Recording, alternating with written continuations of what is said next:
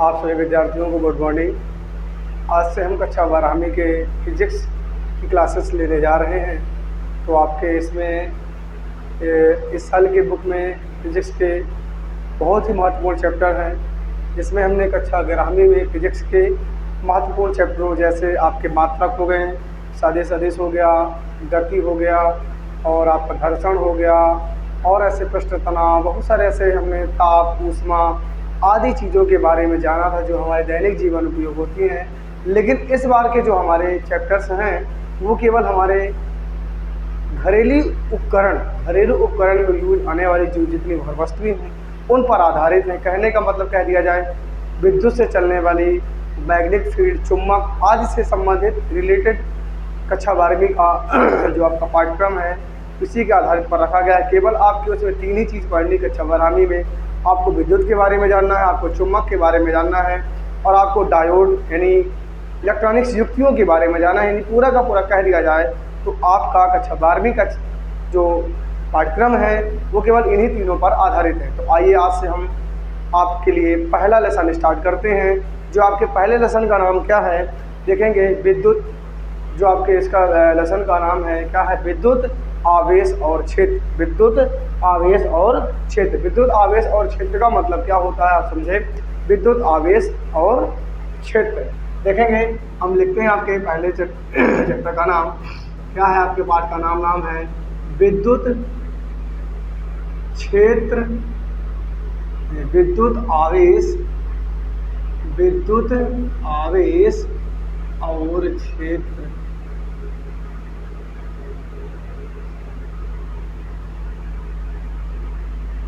ठीक है, आपके पाठ का नाम क्या है, पाठ्यक्रम का नाम आपकी है विद्युत आवेश और क्षेत्र, यानी इलेक्ट्रिक चार्ज एंड क्या हो जाएगा, फील्ड हो जाएगा। तो आपसे हम साधारण सी बात करें तो आपने बहुत अपने छोटे यानी बालपन में कुछ ऐसे प्रयोग किए होंगे, आपस में जाने या अनजाने में ऐसे हो जाता है। कभी आप देखे होंगे कि जब भी हम क्या करते हैं, एक क्या लेते हैं, इसका नाम ही क्या है, विद्युत। तो पहले हम विद्युत और आवेश के बारे में जानते हैं, ठीक है ना। तो पहले हम क्या लेते हैं, हमारे पास एक क्या होती है, कंघी होती है। क्या होती है, कंघी होती है। और इस कंघी की सहायता से देखेंगे, ये जो आपका कंघी है यानी जो क्या है आपका कंघी है, समझेंगे। ये जो आपका कंघी है, जब हम कंघी को बालों में चलाते हैं यानी बालों में क्या करते हैं, रगड़ते हैं। जब भी हम कंघी को बालों में क्या करते हैं, चलाते हैं, तो कंघी में क्या हो जाता है, एक आवेश उत्पन्न हो जाता है, जिसके कारण ये क्या करने लगता है, छोटी छोटी हल्की वस्तुओं जैसे कागज़ के टुकड़े, घास फूस के तिनके आदि चीज़ों यानी छोटे छोटे कणों को क्या करने लगता है, अपनी ओर आकर्षित करने लगता है। इसी को ही हम क्या करने लगते हैं। यानी कहने का तात्पर्य हुआ कि हम ये कह देते हैं कि हमारे कंघी में क्या उत्पन्न हो गया है, आवेश उत्पन्न हो गया है। और इसी आवेश के कारण जो छोटे छोटे टुकड़े होते हैं, छोटे छोटे कण होते हैं, कंघी क्या कर लेती है, इन सभी को अपनी ओर आकर्षित कर लेती है। तो हमने क्या बताया आपको, समझेंगे एक बार फिर से। हम क्या लेते हैं, कंघी लेते हैं। जब भी हम कंघी से बालों को क्या करते हैं, अपनी कंघी करते हैं, तो क्या होता है, कंघी बालों पर रगड़ का मतलब घर्षण होता है। घर्षण होने के कारण उस कंघी में एक आवेश जनरेट हो जाता है। उस आवेश जनरेट होने के कारण क्या होता है कि ये कंघी छोटे छोटे कागज के टुकड़े, तिन के छोटे छोटे कणों को अपनी ओर आकर्षित कर लेता है। इसे ही हम क्या कह देते हैं कि इस कंघी में आवेश उत्पन्न हो गया है। तो ये हमारे बहुत पहले की ही बात है। कहने का मतलब ये पहले हम प्रयोग कर चुके हैं और बहुत सारे बच्चे छोटे छोटे जो रहते हैं वो करते भी हैं और दिखाते भी हैं कि देखिए हमने ऐसा कर दिया, जादू कर दिया। और जादू ऐसा कुछ नहीं है, उस कंघी में एक आवेश जनरेट है, जिसके कारण क्या होता है, छोटी छोटी वस्तुओं को अपनी ओर क्या कर लेता है, आकर्षित कर लेता है। ठीक, देखिए तो ये कौन सा बल कहलाता है, कि किस बल के कारण अपनी ओर आकर्षित करता है। ध्यान रखिएगा, ये जो होता है ये आकर्षण बल के कारण, किस बल के कारण, आकर्षण बल के कारण अपनी ओर छोटी छोटी वस्तुओं को क्या कर लेता है, आकर्षित कर लेता है। ठीक, तो ये आकर्षण बल है। आपको पिछले वर्ष ही क्या पढ़ाया गया होगा, गुरुत्वाकर्षण बल। आपको पिछले साल कक्षा 11वीं में पढ़ाया गया होगा गुरुत्वाकर्षण बल। क्या पढ़ाया गया होगा, गुरुत्वाकर्षण बल। गुरुत्वाकर्षण बल समझेंगे। सबसे कमजोर बल जो होता है गुरुत्वाकर्षण की बल होता है, ध्यान रखिएगा, सबसे जो कमज़ोर बल होता है वो गुरुत्वाकर्षण बल ही होता है। ये केवल कब काम करता है, जब किसी भी वस्तु के ऊपर से हम फेंकते हैं तो वस्तु कहाँ आती है, नीचे में। गुरुत्व के कारण वस्तु क्या होती है, पृथ्वी पे आ जाती है। कहने का मतलब हम यह कह देते हैं कि पृथ्वी प्रत्येक वस्तु को अपनी ओर क्या करती है, आकर्षित होती है। तो यह कौन सा बल कहलाता है, गुरुत्वाकर्षण बल। बट ऐसे इसमें कुछ नहीं है।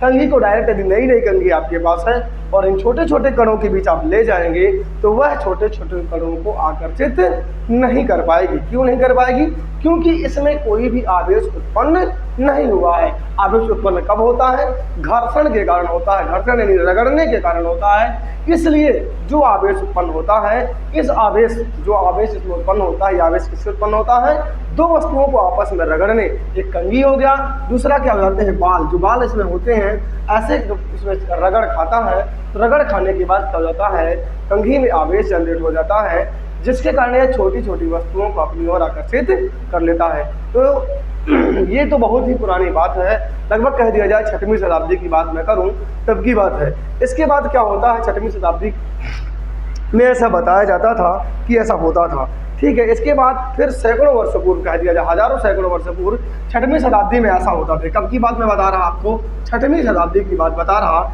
इसके बाद बात करूं मैं 16वीं शताब्दी, कब की बात करूं, 16वीं शताब्दी की बात करूं। 16वीं शताब्दी में हमारे एक महान गणितज्ञ भी बोले जाते हैं, वो आप लोग जानते भी होंगे, थेल्स नामक महान वैज्ञानिक थे, जो कि ये कहाँ के वैज्ञानिक थे, आपके यूनान, जो आपके यूनान के वैज्ञानिक हैं। और इन्होंने क्या यूनान के वैज्ञानिक हैं, मतलब 16वीं शताब्दी आती है और 6वीं शताब्दी में मतलब सॉरी ध्यान रखिएगा, 6वीं शताब्दी में थेल्स ने बताया था। 6वीं शताब्दी में कौन बताया था, थेल्स ने बताया था। और 16वीं शताब्दी की बात आती है, तो 16वीं शताब्दी में वहाँ क्या होता है, थेल्स के पश्चात, मतलब थेल्स वैज्ञानिक के पश्चात जब ये बात ऐसी हो गई, थेल्स के पश्चात 16वीं शताब्दी की बात करें तो 16वीं शताब्दी में जो वहाँ की एलिजाबेथ, वहाँ की सामग्री जो थी, एलिजाबेथ के चिकित्सक, एलिजाबेथ का जो क्या था, एलिजाबेथ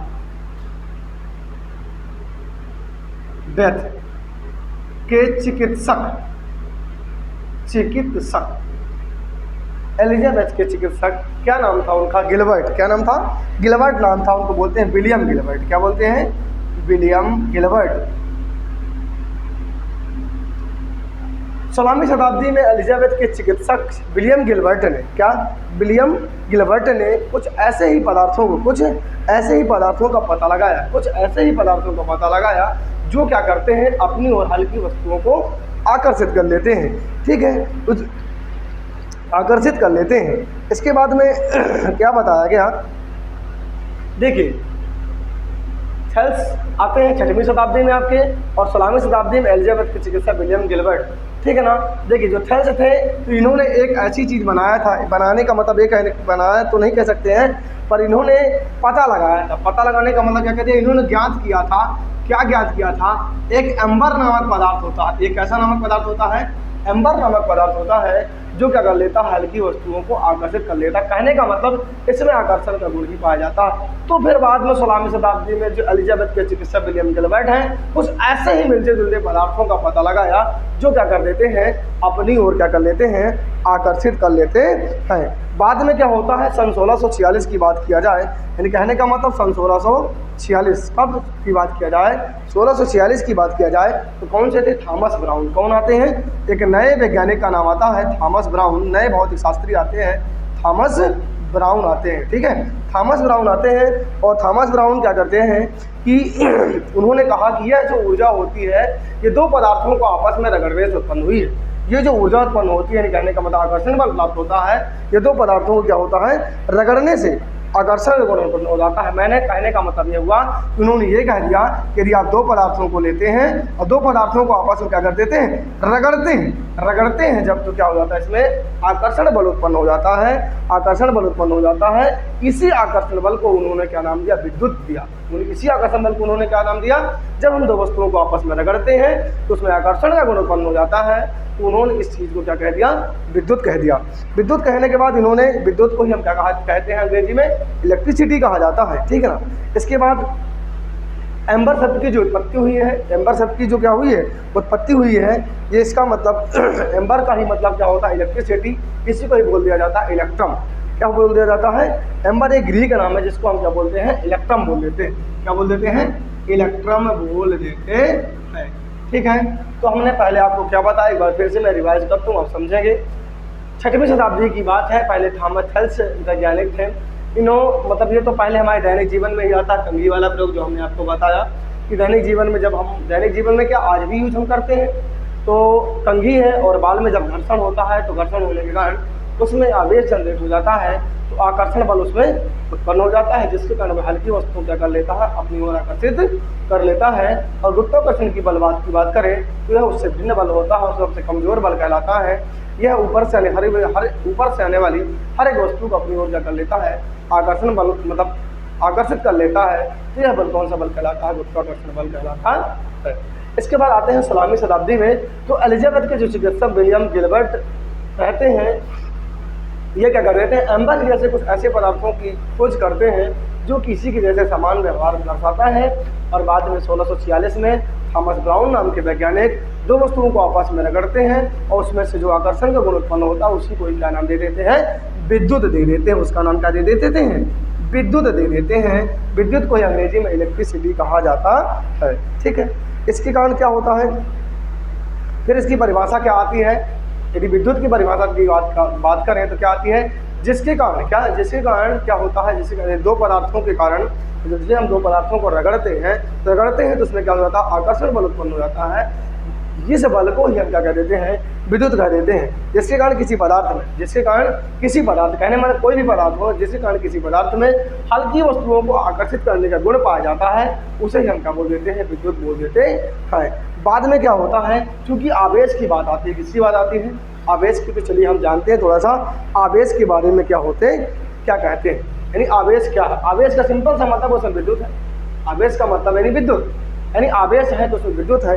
यानी कहने का मतलब बाद में विद्युत आवेश की परिभाषा बताई गई। इसमें परिभाषा क्या होती है कि जब कोई भी पदार्थ क्या होता है, जब कोई भी पदार्थ हो, कोई भी चीज़ हो, ये क्या हो जाता है, जब कोई भी पदार्थ होता है ये क्या कर लेता है, आवेश को क्या कर लेता है, अपनी ओर ग्रहण कर लेता है। जब ग्रहण कर लेता है तब क्या कर लेता है, आवेश को ग्रहण कर लेता है। तो ग्रहण करने में क्या हो जाता है, वह वस्तु विद्युत मय हो जाती है, जब उसमें विद्युत गुण पाया जाने लगता है। तो आइए देखते हैं थोड़ा सा आवेश के बारे में, आवेश का वितरण कैसे किया गया है, इसके बारे में थोड़ा सा पढ़ते हैं।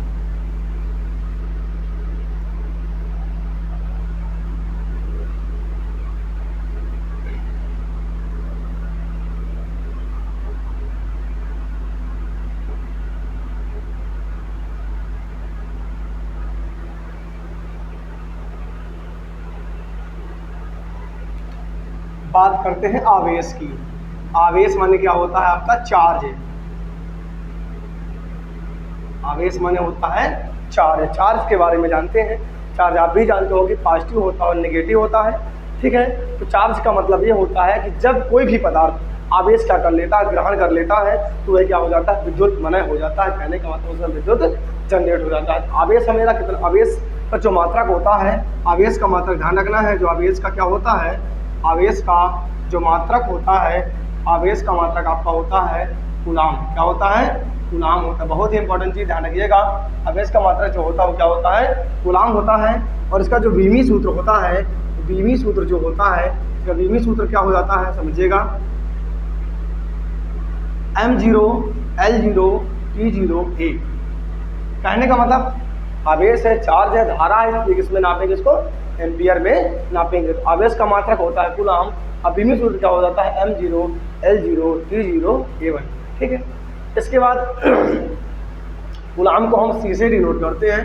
ध्यान रखिएगा, कूलाम को हम किससे डिनोट करते हैं, प्रदर्शित करते हैं, C से डिनोट करते हैं। तो आइए हम जानते हैं आवेश के प्रकार के बारे में। ठीक है ना, आवेश के प्रकार के बारे में पढ़ते हैं। तो आवेश के प्रकार के बारे में जो हमारे महान वैज्ञानिक बेंजामिन फ्रैंकलिन का नाम यदि आप लोगों ने सुना हो, तो इन्हें ने कुछ प्रयोग किए। उन प्रयोगों के आधार पर क्या कहते हैं, धनावेश और ऋणावेश की परिभाषा दी। कौन, बेंजामिन फ्रैंकलिन। कौन, बेंजामिन फ्रैंकलिन।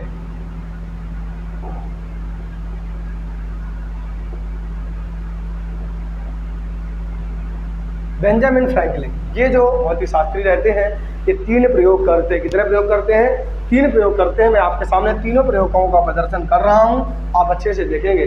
ठीक है, कैसे क्या करते हैं बेंजामिन फ्रैंकलिन? पहला अपना प्रयोग करते हैं, इसमें क्या ले लेते हैं? एक कांच की राड ले लेते हैं। क्या ले लेते हैं? कांच की राड लेते हैं, एक भी दूसरी कांच की, एक कांच की राड लिए, एक दूसरी भी कांच की राड ले लिए। ठीक, ये आपकी किसकी राड है? ध्यान रखिएगा, ये आपकी कांच की राड है, इसकी राड है, ये भी किसकी आपकी राड है? कांच की राड है। ठीक, एक कांच की छड़ लेते हैं, दूसरी भी कांच की छड़ लेते हैं। इसको क्या कर देते हैं? रेशम के, क्या कर देते हैं? रेशम के कपड़े से, किससे? रेशम के कपड़े से रगड़ते हैं, रेशम के कपड़े से। इसको भी किससे रगड़ते हैं? आपके रेशम के कपड़े से रगड़ते हैं। कांच की छड़ लेते हैं और रेशम के कपड़े से रगड़ते हैं, फिर एक कांच की छड़ लेते हैं, रेशम के कपड़े से रगड़ते हैं। दोनों को जैसे ही क्या लेते हैं, दोनों को, इसको भी छड़ में क्या कर देते हैं, देखेंगे, रेशम के कपड़े को मतलब कांच की छड़ को रेशम के कपड़े से रगड़ के एक साइड उसको झुला दिया जाता, बांध के रख दिया जाता है, और दूसरे साइड कांच की छड़ को रेशम के कपड़े से बांधकर रख दिया जाता है। जैसे ही इन दोनों को पास किया जाता है तो देखा जाता है कि ये चूंकि अब इसमें क्या हो गया? आवेशित छड़ हो गया। कैसा हो गया? आवेशित छड़। एक ऐसा छड़ हो गया, आवेशित छड़ हो गया, और ये भी कैसा छड़ हो जाएगा? आवेशित छड़ हो जाएगा। कैसा छड़ हो जाएगा? आवेशित छड़। ये भी आवेशित छड़ है और ये भी क्या कहलाएगा? आपका आवेशित छड़ कहलाएगा। जैसे ही हम इन दोनों को पास में लाते हैं तो ये दोनों क्या होने लगते हैं? प्रतिकर्षित होने लगते हैं। क्या होने लगते हैं? प्रतिकर्षित होने लगते हैं। ध्यान रखिएगा, समझिएगा थोड़ा सा अच्छे से। क्या होने लगते हैं? प्रतिकर्षित होते हैं। देखिए क्या करता है, कांच की छड़ लिया और क्या कर दिया? रेशम के कपड़े से रगड़ा, और कांच की छड़ लिया और रेशम के कपड़े से रगड़ा, और रगड़े से आवेशित छड़ हो गई, ये भी आवेशित। जैसे ही पास में लाते हैं दोनों दूसरे को प्रतिकर्षित क्या करने लगते हैं? प्रतिकर्षित करने लगते हैं। अब प्रतिकर्षित करने लगते हैं तो देखिए, ये बताइए कि प्रतिकर्षण कब होता है? समान आवेशों में क्या होता है? प्रतिकर्षण। तो अभी ये नहीं पता चल पाया इन दोनों में धन होगा कि दोनों में ऋण होगा। यदि प्रतिकर्षण है तो दोनों में धन हो सकता है या कि दोनों में ऋण हो सकता है। यानी कैसे आवेश इसमें पता चल गया है? ये तो पता चला कि ये समान आवेश है। कैसे आवेश है? समान आवेश है। पर अभी ये नहीं पता चल पाया कि दोनों धन में है कि दोनों ऋण में। आइए दूसरा प्रयोग करते हैं। बेंजामिन फ्रैंकलिन दूसरा प्रयोग करते हैं। इसके बाद अब क्या लेते हैं? अभी तो कांच की छड़ लिए थे, रेशम का कपड़ा। अब एक बार दूसरी छड़ लेते हैं, उसकी छड़ का नाम क्या रहेगा? एबोनाइट की छड़। एबोनाइट की छड़, ठीक है।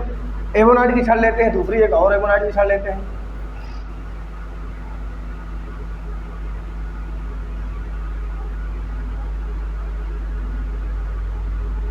एबोनाइट की छड़, एबोनाइट की छड़ हो गया। ये भी क्या हो गई? एबोनाइट की छड़ हो गया।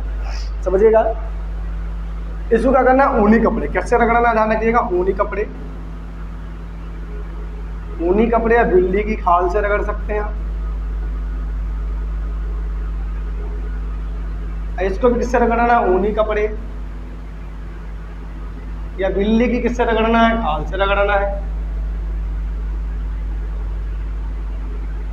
एबोनाइट की छड़ है, ऊनी कपड़े बिल्ली खाल से रगड़ कर देते हैं। इसको भी कैसा ही कर देते हैं। करने के बाद देखते हैं कि दोनों छड़ें आवेशित हो जाती हैं। जैसे इन दोनों छड़ों को हम पास में लाते हैं तो ये दोनों छड़ें कैसे होने लगती? प्रतिकर्षित होती है। कैसी होती है? प्रतिकर्षित। ये भी आवेशित छड़ है। कैसी छड़ है भैया? आवेशित छड़ है। और ये कैसी छड़ है भैया? आपकी आवेशित छड़ है। ठीक है, समझिएगा। ये क्या है? प्रतिकर्षित। ये क्या करेगा? प्रतिकर्षित करेगा। ठीक है। और एक ऐसा आवेश उत्पन्न करेगा, समान आवेश करेगा।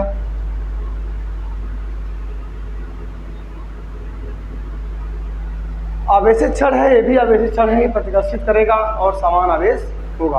पर अभी भी ये नहीं पता चल पाया कि दोनों में प्लस है कि दोनों में माइनस, कि दोनों में प्लस है कि दोनों में माइनस। किसमें हम कहते हैं प्लस, किसमें माइनस, पता ही नहीं चला। तो उन्होंने तीसरा प्रयोग किया। तीसरा प्रयोग किए और कैसे किए समझिएगा। तीसरा प्रयोग करते हैं तो एक छड़ लेते हैं कांच की, दूसरी छड़ लेते हैं एबोनाइट की।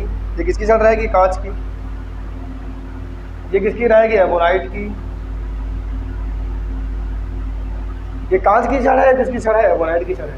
अब कांच की छड़ है और किसकी छड़ कहलाएगी? एबोनाइट की। कांच की छड़ को कैसे रगड़ेंगे? कांच की छड़ को रगड़ते हैं हम किससे? रेशम के कपड़े से। और एबोनाइट को हम रगड़ते हैं किससे? ऊनी कपड़े से। रगड़ने के बाद हम देखते हैं कि इन दोनों को पास में लाते हैं। जैसे ही पास में लाते हैं तो ये दोनों क्या करने लगते हैं, अपनी ओर आकर्षित करने, क्या करते हैं, ये दोनों आपस में क्या होते हैं,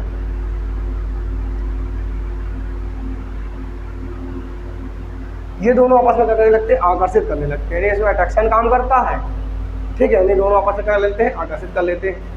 ठीक, तो ये पता चल गया कि एक ऐसा आवेश है, एक में धन है, दूसरे में ऋण, असमान आवेश है।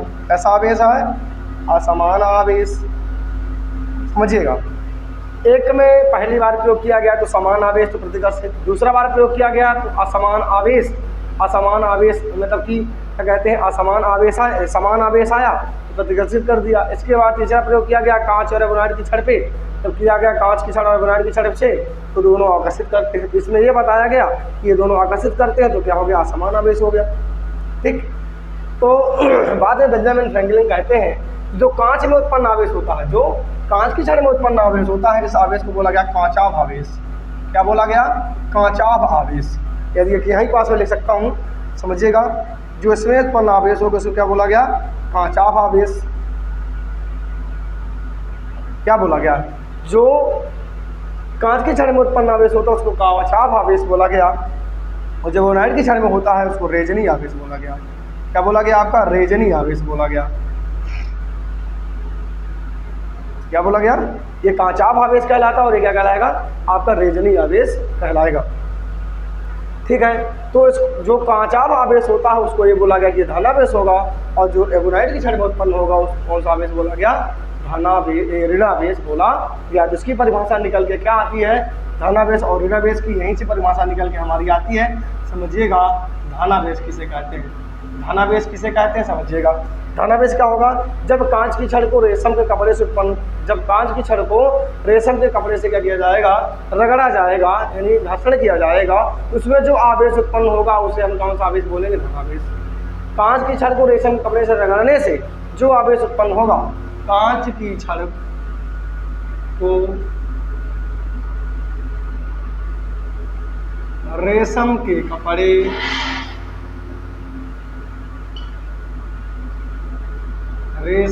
कपड़े से रगड़ने जो आवेश उत्पन्न होगा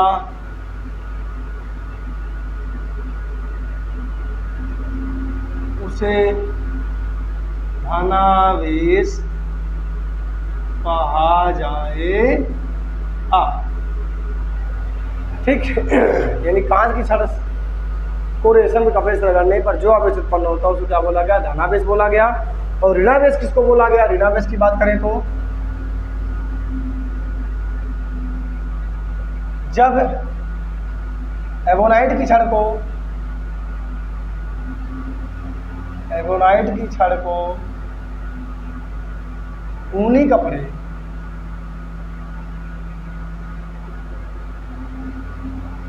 से रगड़ने पर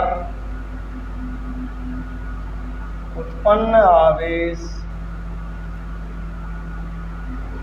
को ऋणावेश